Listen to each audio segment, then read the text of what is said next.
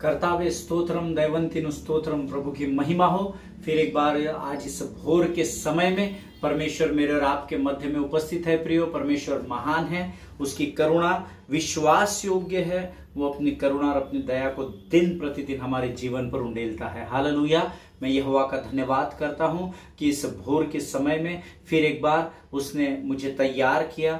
मैं उसके साथ जब समय को बिता रहा था, प्रभु ने फिर एक बार भेद की बातों को प्रकट किया और मुझे आज्ञा दी कि मैं उन बातों को आप तक पहुंचाऊं। आमीन।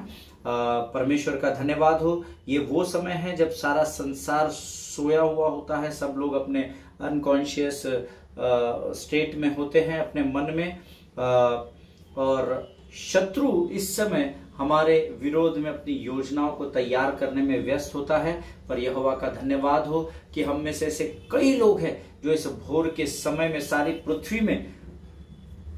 पृथ्वी भर में प्रभु के ऐसे कई लोग हैं जो इस समय में प्रार्थना में पाए जाते हैं। हालेलुया। और ये प्रार्थनाएं इस समय इसलिए की जाती है ताकि हम शत्रु के ध्यान को विचलित कर सके। शत्रु जो हमारे और हमारे लोगों के विरोध में खड़ा होने की योजना को बना रहा है, यीशु मसीह की संगति के द्वारा, यीशु मसीह की सहायता के द्वारा हम इस भोर के समय में उसकी सारी योजनाओं को नेस्तनाबूद कर सके। आमीन। यीशु मसीह के नाम से मैं इस YouTube के चैनल पर आपका स्वागत करता हूं। और परमेश्वर ने फिर एक बार मुझे यह समय दिया कि मैं आपके साथ, आपके मध्य आकर प्रभु की दी गई बातों को मैं आप तक पहुंचा सकूं।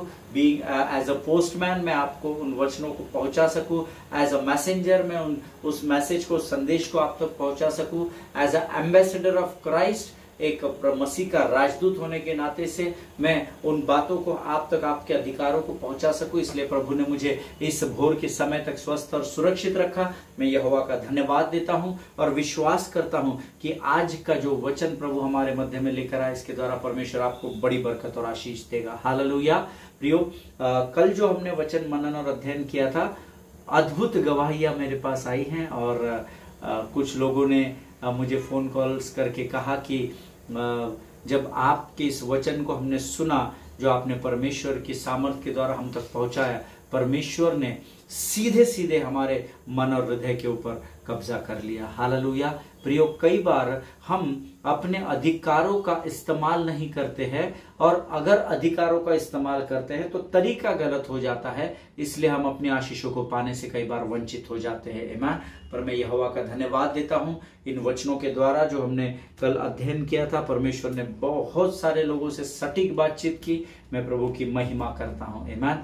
और आज इस नियुक्त किए गए समय पर मुझे कुछ दिन पहले कुछ लोग पूछ रहे थे, पास्टर आपको नींद नहीं आती क्या, या आप दिन भर सोते हैं क्या जब आप रात को वचन की सेवकाई करते हैं, प्रार्थना करते हैं और वचन को तैयार करते हैं।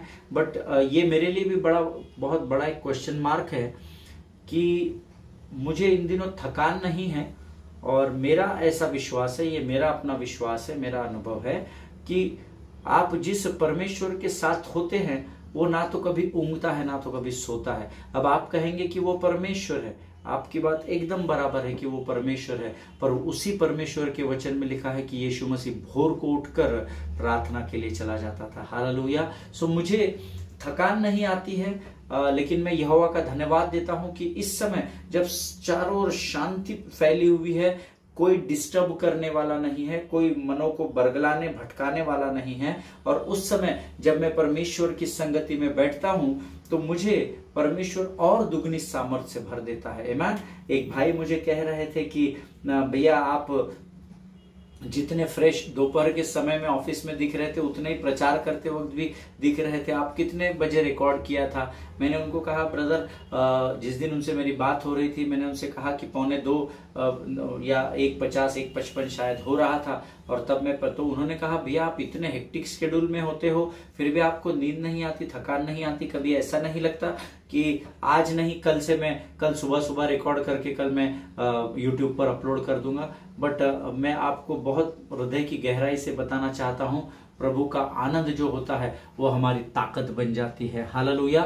प्रियो, परमेश्वर किसी मनुष्य का कर्जदार नहीं है। जब हम यहोवा का आदर करते हैं, मैं आपको गारंटी देता हूं कि यहोवा भी हमारा आदर के बदले आदर ही करता है। हालेलुया। परमेश्वर इस समय तक मुझे स्वस्थ रखा, सुरक्षित रखा, इसलिए मैं परमेश्वर का धन्यवाद देता हूं। हम पिछले कई दिनों से मसीह अधिकारों के विषय में सीख रहे हैं, या अथॉरिटी ऑफ द चर्च, कलीसिया के अधिकारों के विषय में सीख रहे हैं। और आज भी प्रभु कुछ बातों को लेकर हमारे मध्य में आया है। और हम सब जानते हैं कि दिन प्रतिदिन हमको परमेश्वर की वाणी में हम आत्मिक परिपक्वता को पाते चले जा रहे हैं। और आज भी ऐसी कुछ भेद की बातों को हम सीखेंगे। लेकिन जैसे रोज हम पवित्र शास्त्र पढ़कर वचन की शुरुआत करते हैं और प्रभु का आदर करते हैं, आज भी हम परमेश्वर के वचनों को पढ़ेंगे और प्रभु की महिमा करेंगे। और मैं चाहता हूं कि इस समय आप भजन संहिता उसका 55 अध्याय उसके 16 से लेकर 19 वचनों को हम निकाल लेंगे। भजन संहिता उसका 55 अध्याय उसके 16 से लेकर तो 19 वचनों को हम पढ़ेंगे। और मैं चाहता हूं आप सब अपने अपने पवित्र शास्त्र निकाल लें और मेरे साथ इन वचनों में सहभागी हो।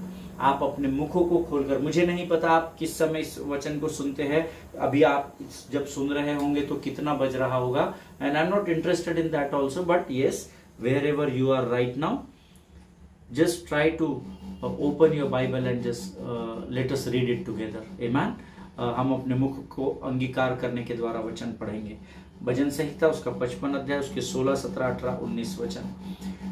परंतु मैं तो परमेश्वर को पुकारूंगा और यहोवा मुझे बचा लेगा। सांझ को, भोर को, दोपहर को, तीनों पहर में दुहाई दूंगा और कराहता रहूंगा और वह मेरा शब्द सुन लेगा। जो लड़ाई मेरे विरुद्ध मची थी उससे उसने मुझे कुशल के साथ बचा लिया है। उन्होंने तो बहुतों को संग लेकर मेरा सामना किया था। परमेश्वर जो आदि से विराजमान है यहां सुनकर उनको उत्तर देगा। ये वे हैं जिनमें कोई परिवर्तन नहीं और उनमें परमेश्वर का भय है ही नहीं। ईमान। परमेश्वर इन पढ़े हुए वचनों पर आशीष दे। 19वां वचन अंग्रेजी में बहुत सटीक लिखा है, God will give ear and humble them, he who is enthroned from, 18 वचन हम पढ़ेंगे। He redeems my soul in safety from the battle that I wage, for many are arrayed against me. Hallelujah. इतने अद्भुत वचन है। आज जब मैं इसको सुबह के समय में मनन और अध्ययन कर रहा था, प्रभु ने मुझे बड़ी आशीष दी, तो मैंने चाहा कि मैं अपनी आशीष को आप पर इम्पार्ट करूं, आपके साथ बांटूं। वचन कहता है, मैं तो परमेश्वर को पुकारूंगा और यहोवा मुझे बचा लेगा। Hallelujah. What does that mean?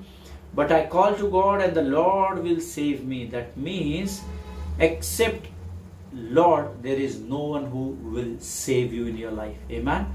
यहोवा के अलावा, परमेश्वर के अलावा आपको कोई भी व्यक्ति इस पृथ्वी पर बचा नहीं सकता है। आमीन। आज आप जिस भी परिस्थिति में हैं, जिस भी विकट परिस्थिति का सामना कर रहे हैं, मैं आपको गारंटी देता हूं उस परिस्थिति में जब आप यहोवा परमेश्वर को पुकारते हैं, वचन कहता है यहोवा मुझे बचा लेगा। हालेलुया। परमेश्वर इस बात को समझने में आपकी सहायता करे। सांझ को, भोर को, दोपहर को, तीनों पहर में दुहाई दूंगा और कराहता रहूंगा और वह मेरा शब्द सुन लेगा। हालेलुया। सांझ को अर्थात इवनिंग में लिखा है, and morning and at noon I utter my complain and moan and he hears my voice. Hallelujah. मेरी जो भी परिस्थिति है, मेरी जो भी समस्याएं है, हे प्रभु, मैं सांझ को और भोर को और दोपहर को, तीनों पहर में तुझे सुनाऊंगा और वह मेरा शब्द सुन लेगा। Amen. That means God is available all the time. Amen. परमेश्वर जीवन के किसी भी पल, किसी भी क्षण आपके लिए तैयार है। हालेलुया। लेकिन हमारे साथ समस्या यह है, वो आपकी समस्याओं को सुनने के लिए तैयार है, परंतु मेरे और आपके साथ समस्या यह है कि हम अपनी समस्याओं को उसके साथ नहीं, संसार के साथ बांट रहे हैं और हल खोजने का प्रयत्न कर रहे हैं। जिनके सुनने के कान हो वो सुन ले। संसार आपकी मदद नहीं कर पाएगा। Yes, but when you focus on the Lord, when the center of attraction of your life will be Lord, जब परमेश्वर आपके जीवन का केंद्र बिंदु बनेगा, वो आपके जीवन का लक्ष्य बनेगा, और तब जब आप उसको पुकारेंगे वो लोगों को तैयार करेगा ताकि वे आपकी सहायता कर सके। हालेलुया। लेकिन लोगों को आप बोलोगे तो लोग उधर जाकर उधर से सहायता नहीं आएगी। The connection is here. आमीन। परमेश्वर को पुकारेंगे तो वो लोगों के हृदय को, मनों को तैयार करेगा और वो आपकी सहायता के लिए खड़े हो जाएंगे। आमीन। जो लड़ाई मेरे विरुद्ध मची थी उससे उसने मुझे कुशल के साथ बचा लिया है। उन्होंने तो बहुतों को संग लेकर मेरा सामना किया था। आपके विरुद्ध एक नहीं, एक ढूंढो तो 1000 शत्रु खड़े हो जाएंगे, लेकिन वचन परमेश्वर का वायदा करता है, जब आप यीशु को ताकते रहेंगे, जब आप परमेश्वर को देखते रहेंगे, तो परमेश्वर वायदा करता है कि भले ही कितने भी लोग तुम्हारे विरुद्ध खड़े हो जाए, मैं तुम्हें कुशल के साथ बचा लूंगा। हालेलुया। आपकी परिस्थितियों पर वो आपको निजात दिलाएगा, विजय दिलाएगा। ये परमेश्वर का वायदा है। और 19 वचन कहता है, परमेश्वर जो आदि से विराजमान है यहां सुनकर उनको उत्तर देगा, ये वे लोग हैं जिनमें कोई परिवर्तन नहीं और उनमें परमेश्वर का भय है ही नहीं। आमेन। God will give ear and humble them, he who is enthroned from of old, because they do not change and do not fear God. Amen.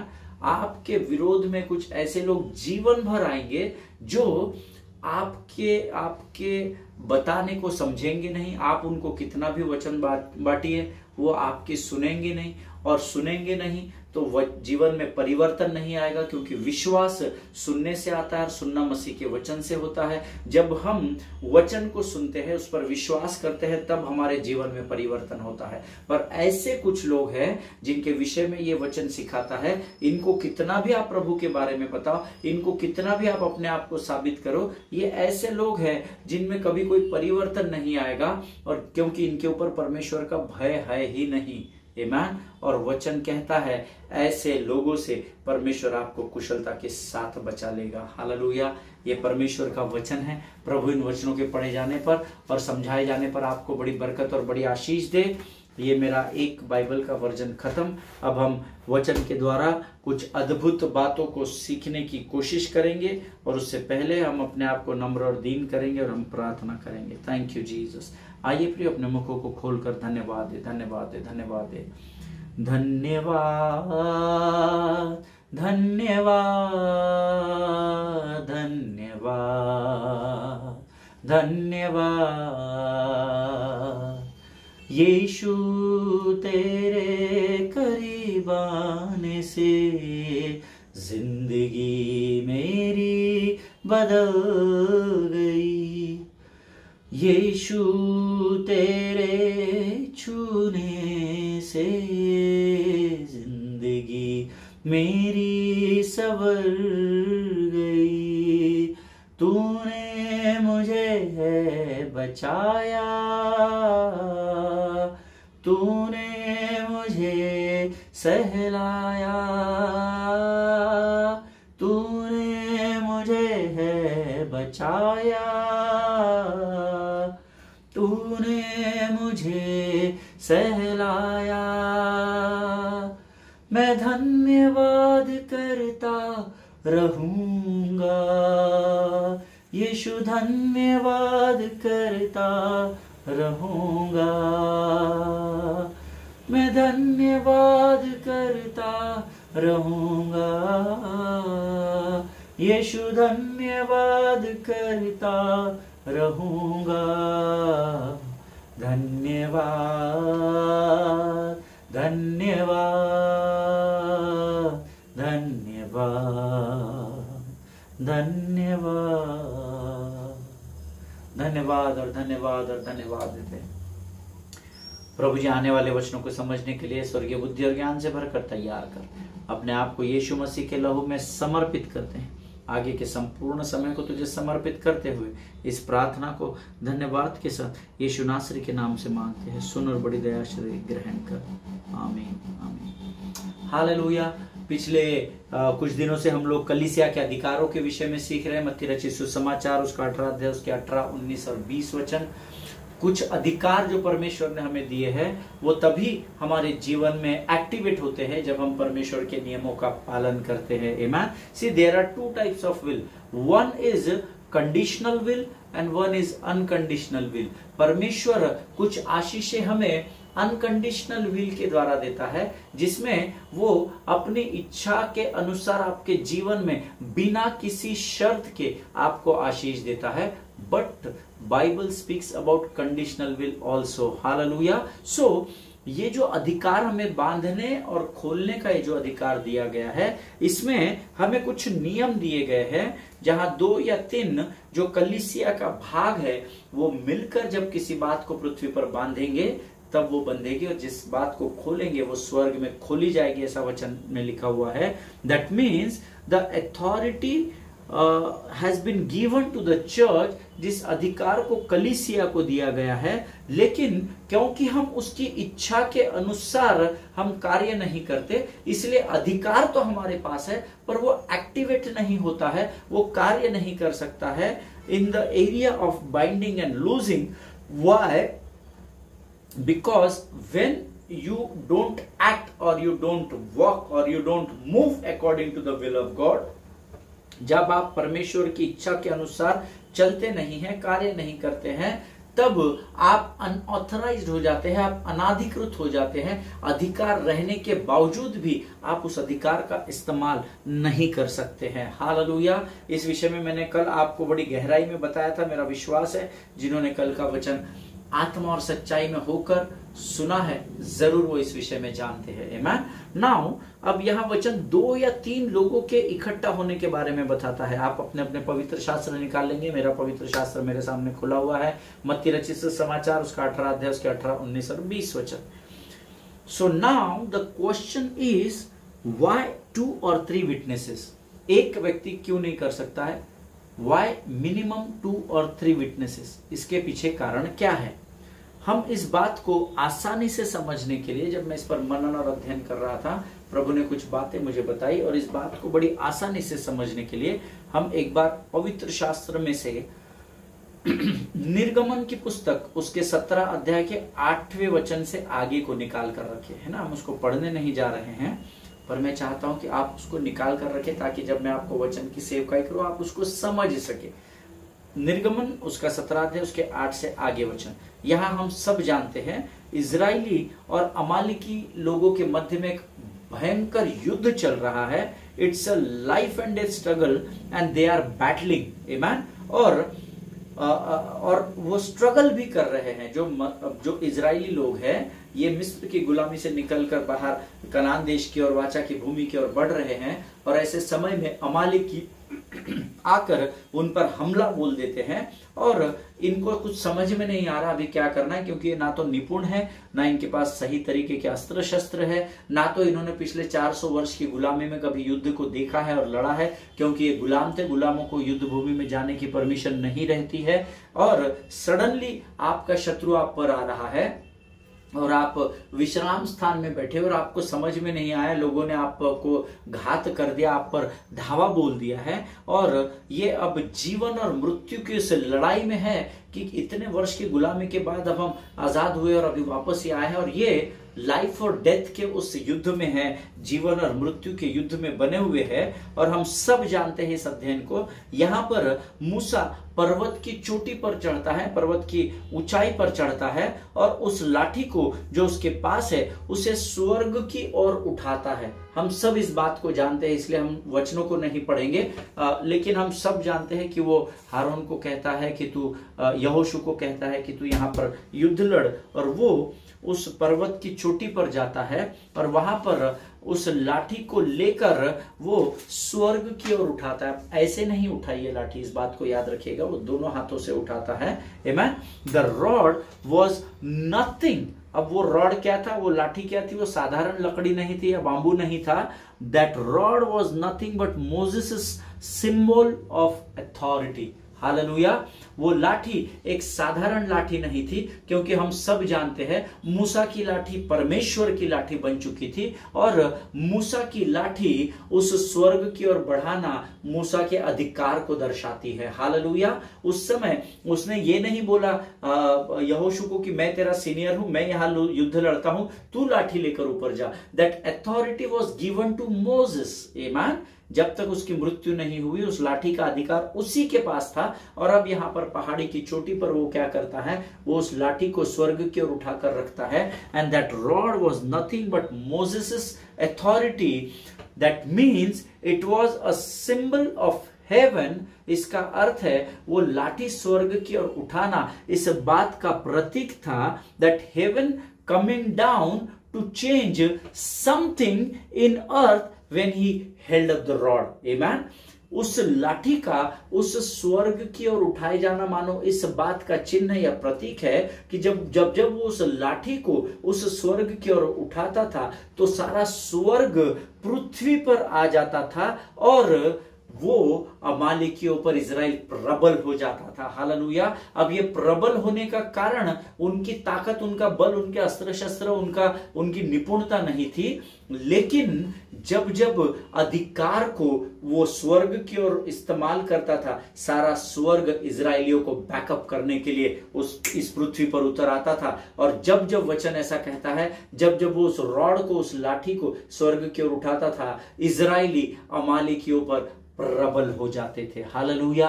जिनके सुनने के कान हो वो सुन ले। जब हम परमेश्वर के दिए गए, कलीसिया को दिए गए अधिकार का इस्तेमाल परमेश्वर के कहे अनुसार करें, तब स्वर्ग हमारी सहायता के लिए उतर आता है। हालेलुया। हम सब जानते हैं कि जब तक मूसा उस लाठी को स्वर्ग की ओर उठाकर रखता था, तब तक अमालेकियों के ऊपर इजराइल प्रबल होता था। और जब वह अपने हाथों को नीचे करता था, अर्थात अपने अधिकारों का इस्तेमाल करना बंद कर देता था, तब तक अमालेकी इजराइलियों पर प्रबल होते चले जाते थे। हालेलुया। देखिए, युद्ध का एक नियम है, मरो या मारो, इसके अलावा there is no other option. आमीन। या तो आप खत्म हो जाओ या तो शत्रु का खात्मा कर दो। अब युद्ध में स्वयं को बचाते हुए शत्रु को मार गिराना ये दोनों टीम को सिखाया जाता है। आमीन। जितना शरीर का युद्ध इंपॉर्टेंट है, उतना ही आत्मिक युद्ध भी इंपॉर्टेंट है। वो हम सब जानते हैं क्योंकि आप सब धर्मी लोग हैं, वचन आप जानते हैं। आमीन। सो युद्ध का एक नियम होता है कि पहले तो अपना बचाव करना है और किसी भी प्रकार से शत्रु को मार गिराना है ताकि आप विजय को प्राप्त कर सके। आमीन। और इजरायली लोग उस स्थान पर युद्ध में अपना सब कुछ दांव पर लगाकर शत्रु पर हावी होने की कोशिश कर रहे थे। हालेलुया।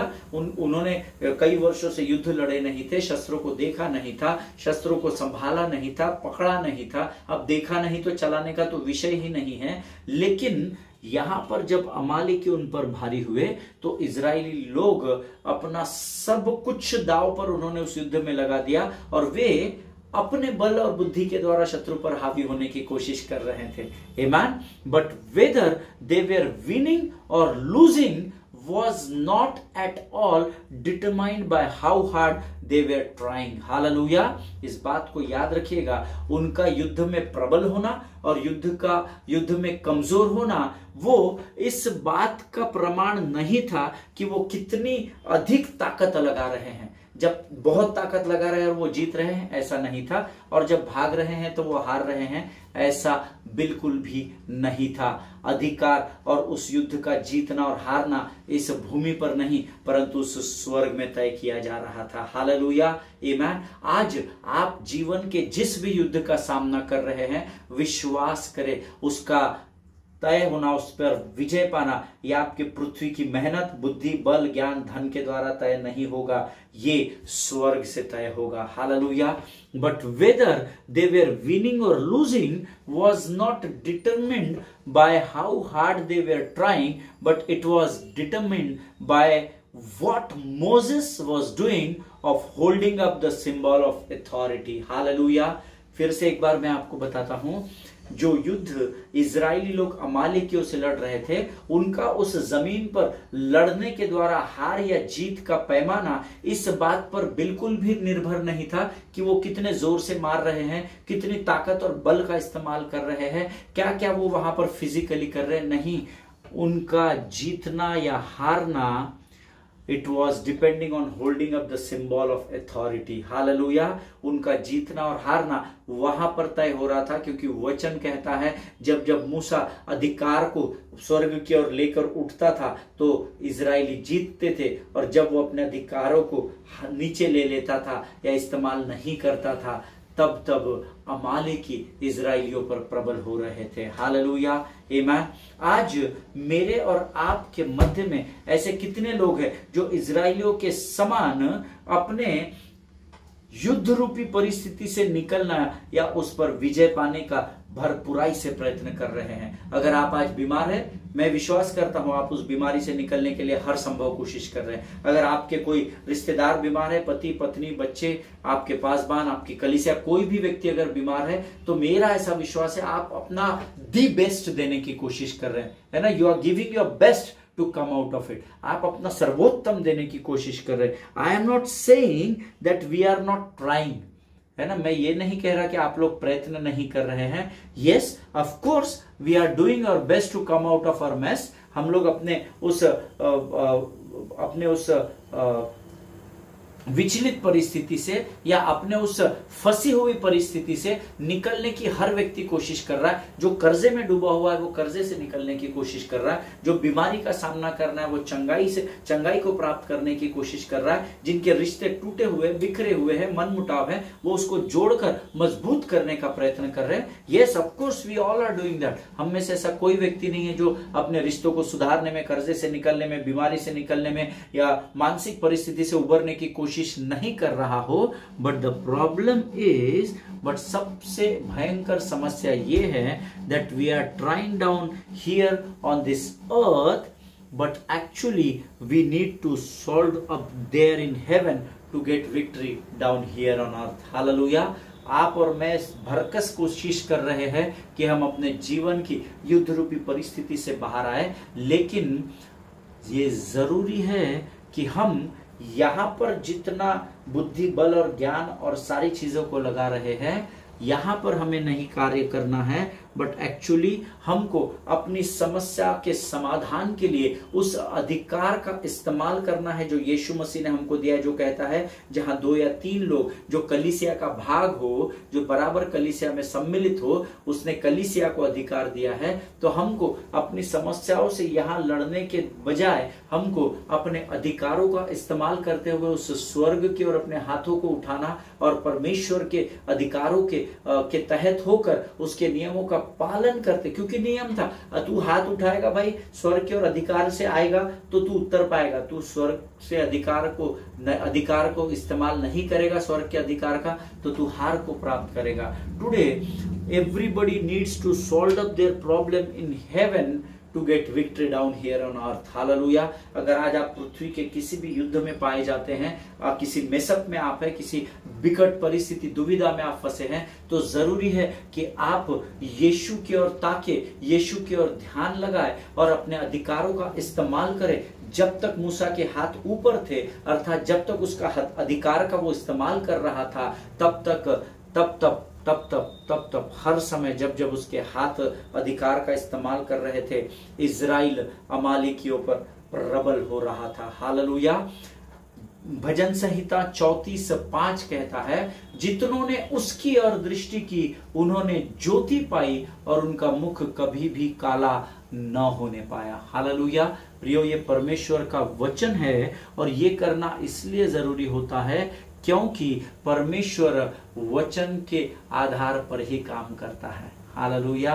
वो भावनाओं में बहकर कार्य नहीं करता, वो वचन के अनुसार कार्य करने वाला परमेश्वर है। आमीन। थैंक गॉड कि हमारा परमेश्वर पवित्र शास्त्र से बाहर निकलकर कोई काम नहीं करता, नहीं तो सारे संसार में मेसअप हो जाता। अगर वो लोगों की भावनाओं को ध्यान में रखकर काम करता तो सारा मेसअप हो जाता, पृथ्वी उथल पुथल हो जाती, शायद अब तक समाप्त हो जाती।